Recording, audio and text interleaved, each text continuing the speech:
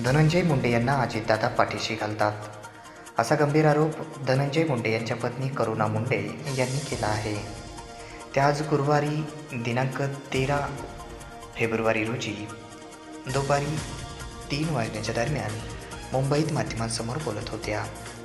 संतोष देशमुख प्रकरणात धनंजय मुंडेला सपोर्ट करतात. तशीच कृष्णा आंधळे हा देखील प्रकरणात अद्याप फरार आहे. मंत्र्याचा मुलगा हरवला तर 3 तासात सापडतो, मग या प्रकरणात आरोपी अद्याप का फरार आहेत? या प्रकरणात धनंजय मुंडेला अजितदादा सपोर्ट करतात, असा देखील आरोप करुणा धनंजय मुंडे यांनी केला आहे. आणि भेटीसाठी वेळ त्याच्या संदर्भात नाही दिली आहे, क्योंकि अजितदादा जे आहे धनंजय मुंडेला पाठीशी घालण्याचं काम करताय. आणि आज जे वाईट गोष्टी घडलेली आहे संतोष देशमुख भाऊची, त्याचा सपोर्ट करताय मला असं दिसते. क्योंकि आज कृष्णा आंधळे जे होता आरोपी, त्यांना पण आज अटक झालेली नाही आहे. आज 2 महिन्याचे वरती गेलेला आहे. आणि आज तुम्ही बघू शकता, जरी एक आमदारचा मुलगा जरी गायब झाला तर 3 तासामध्ये त्यांचा शोध करती पोलीस. पण जे आज एक इतका निर्घुणपणे हत्या झालेली आहे, त्याच्यामध्ये आज आहे जे सगळे पुरावे आहे, तरी पण सगळे जे आहे आज धनंजय मुंडेच्या पाठीशी घालण्याचं काम करत आहे. बीडमधील 5 वर्षातील नियोजन विभागातील प्रशासकीय मान्यता चौकशीची करणार होती अशी मागणी. बीडमध्ये 5 वर्षाचे नियोजन होते ना, विभागातील प्रशासकीय मान्यता चौकशी करणार होती.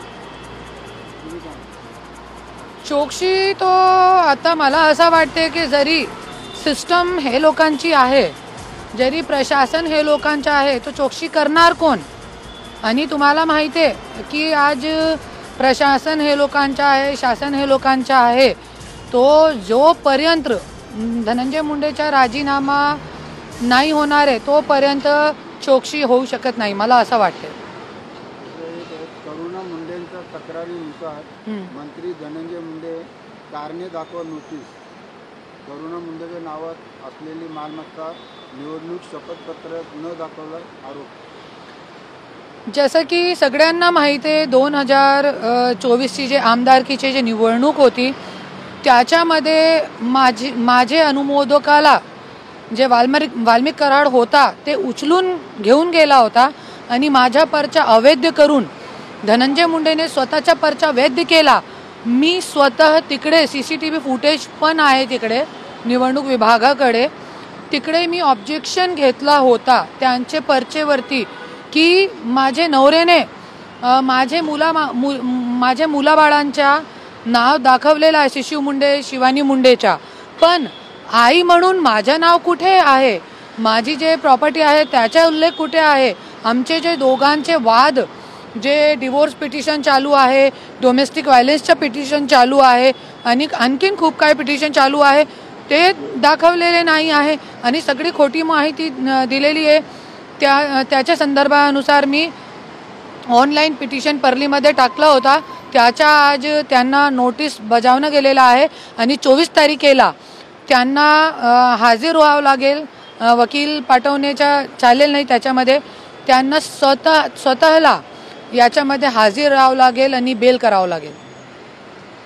आणि मी स्वतः 24 तारखेला परलीमध्ये जाणार आहे.